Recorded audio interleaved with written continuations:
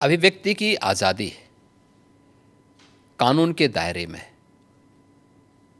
संवैधानिक मूल्यों के दायरे में होना चाहिए और उसी दायरे में अभिव्यक्ति की स्वतंत्रता है। आपके अभिव्यक्ति की स्वतंत्रता किसी दूसरे पर व्यक्तिगत प्रहार करने के लिए नहीं हो सकती है।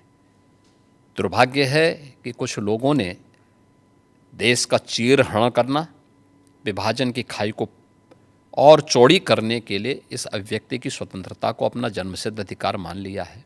और मुझे लगता है ऐसे लोगों के खिलाफ जो समाज में विभेद पैदा करके सौहार्द को खतरे में डालने का कार्य कर रहे हैं, उनके साथ कानूनी तरीके से उनके साथ उसी प्रकार का व्यवहार भी होना चाहिए। महाराष्ट्र में ही कुछ महीने पहले एक स्लोगन उठा था, बटेंगे तो कटेंगे। वो भी ऐसे ही विभाजनकारी स्लोगन ही था? विभाजनकारी नहीं था। आप मुझे बताइए, यह देश गुलाम क्यों हुआ? क्योंकि जातियों में विभाजित था। अगर उनको जोड़ने की बात की जा रही है कि वे बंटो मत, अच्छे के बारे में सोचो, विकास के बारे में सोचो, विरासत के बारे में सोचो।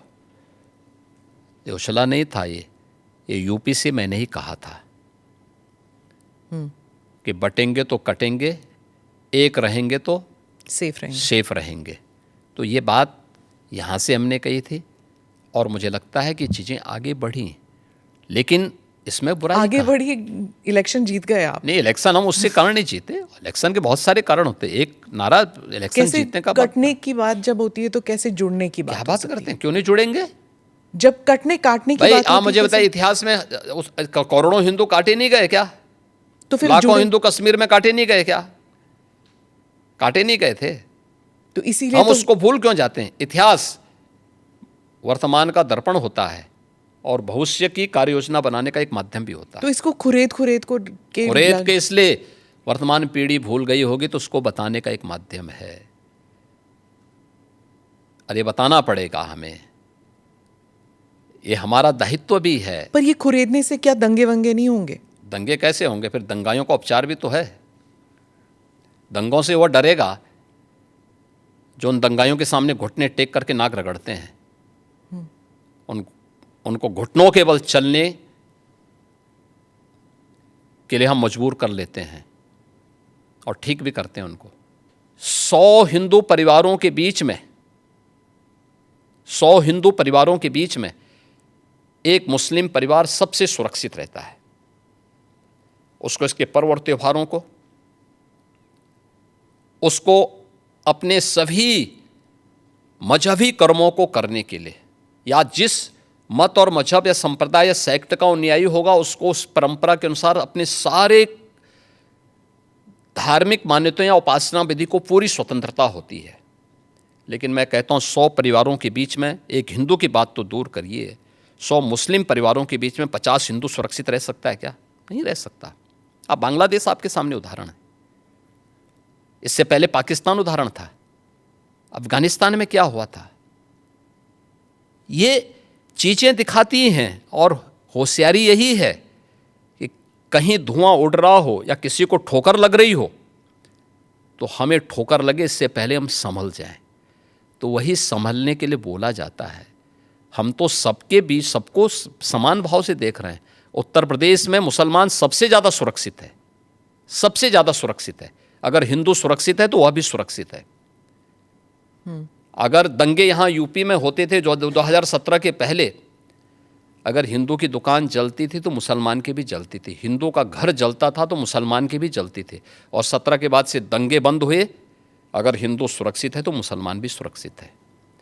और दूसरा जो मैंने कहा कि इतिहास में कोई उदाहरण नहीं बता सकता कि अपने बल से, अपने वैभव से किसी हिंदू राजा ने किसी देश पर जबरन कब्जा किया हो, कभी नहीं। इतिहास इसका उदाहरण है। जो न्याय मानते होंगे उनके लिए न्याय होता है। जो स्वयं न्याय को, कानून को अपने हाथों में लेते हैं, तो बहुत बार कानून के दायरे में रह करके उनको सबक भी सिखाया जाता है। जो जैसे समझेगा उसको उसी भाषा में समझाना चाहिए। आप मुझे बताइए, कोई हिंसक बनकर के प्रहार करने के लिए आ जाए हमारे सामने और हम उसके सामने गिड़गिड़ाएं, ये नहीं। अगर वो हिंसक बन के आया तो उसको पहले उसकी हिंसा का प्रतिकार तो वहाँ पे करना पड़ेगा ना। आप कानून के दायरे की बात कर रहे हैं, फिर आपने कहा कि संभल पे आ रही हूँ मैं, आपने कहा कि संभल में 65 कुछ तीर्थ स्थल हैं, 64 तीर्थ 64 और 18 की पहचान हो गई है। योगी जी अब ये बढ़ गए 54 तक पहुँच गई है। आप कितनी जगह खोदेंगे, कितने अरे मस्जिद जितने भी होंगे सब ढूंढेंगे, जितने भी होंगे सब ढूंढेंगे, सब निकालेंगे और दुनिया को बोलेंगे कि भगवान ने जिसको आंखें दी हैं वो आके देखो तो क्या हुआ था संभल में। देखिए, संभल एक सच्चाई है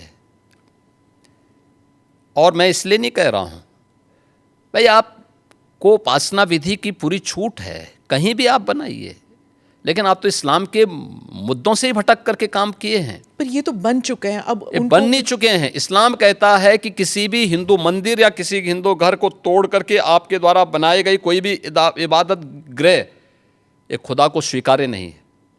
क्यों आपने बनाई? आप तो इस्लाम के विरुद्ध आचरण कर रहे हैं। पर आप तो कानून के दायरे में रहकर हम कानून के दायरे में रह के सब काम कर रहे हैं। अगर कानून के दायरे में रह रहे हैं तो फिर आप मथुरा की बात क्यों उठा रहे हैं? मथुरा की बात क्यों नहीं उठानी? मथुरा श्री कृष्ण की जन्मभूमि नहीं है क्या? पर वो तो अब कोर्ट में है ना। कोई कोर्ट का ही आदेश पालन कर रहे हैं ना, तो अब तक तो वहाँ बहुत कुछ हो गया होता। तो अयोध्या, काशी, अब फिर मथुरा भी, और कितने और? आप मुझे बताइए, सनातन हिंदू धर्म के जो महत्वपूर्ण स्थल हैं उन सभी स्थलों को हमारी विरासत के प्रतीक हैं। देखिए, डॉक्टर राम मनोहर लोहिया के नाम पे राजनीति बहुत सारे लोग करते होंगे। संभल में ही 65 निकाल रहे हैं आप, तो फिर 65 नहीं, वहाँ 68 सभी तीर्थों को हम निकाल रहे हैं। 54 से अधिक निकल चुके हैं और बाकी सभी को ढूंढ रहे हैं। शास्त्रीय प्रमाण उसके मौजूद हैं, उनको दिखा रहे हैं कहाँ कहाँ हैं। जिसने भी कब्जे किए होंगे उनको एक एक करके सबको निकालेंगे। कितने मस्जिद फिर निकलेंगे? मस्जिद, देखिए सवाल मस्जिद का नहीं है, जितने अतिक्रमण होंगे वो अतिक्रमण हटेंगे। बीते साल रामनवमी के मौके पर बंगाल में जब काफ़ी हिंसा हुई थी, जब प्रदर्शन निकला था, इस बार भी बीजेपी कह रही है कि वहाँ रामनवमी में शोभा यात्रा निकाले जाएंगे। उत्तर प्रदेश में ईद और रामनवमी, उसको लेकर क्या आपने कोई सख्त निर्देश दिए हैं कि हिंसा नहीं होनी चाहिए? देखिए, हम लोग समय समय पे प्रशासन के साथ बैठते हैं और पहले से ही इसके लिए एक SOP हम लोगों ने तैयार करके रखी हुई है। और उत्तर प्रदेश पहला राज्य है जिसने माननीय उच्चतम न्यायालय के ही निर्देशानुसार धर्मस्थलों के माइक को, जो उसके परिसर के बाहर आवाज़ आती थी, उसको कंट्रोल कर किया है या उसको उतारा है, कंट्रोल किया है इस संवाद के माध्यम से। आप मुझे बताइए कि उत्तर प्रदेश जैसे राज्य में अगर हम कर सकते हैं तो बंगाल में क्यों नहीं हो सकता? यहाँ पर होली पर भी मस्जिद के ऊपर टार्पलिन चला गया था। देखिए, अब रंग खेल रहे हैं तो हो सकता गया, तो उससे कोई अस्तित्व खराब तो नहीं हुआ किसी का। आप मुझे बताइए, पहले तो कभी नहीं हुआ था। ऐसा नहीं है। आप मुझे बताइए, मुहर्रम में जुलूस निकलते हैं, क्या उनका झंडे की छाया मंदिर के आसपास या किसी हिंदू घर के ऊपर नहीं पड़ती है क्या? क्या उससे हिंदू घर अपवित्र हो जाता है क्या? ये सख्त निर्देश हैं कि भाई जिसको रंग से परहेज है उस पर मत डालना, लेकिन फिर भी पड़ गया है और प्रशासन उसको साफ करके फिर से नगाई पुताई कर दे रहा है।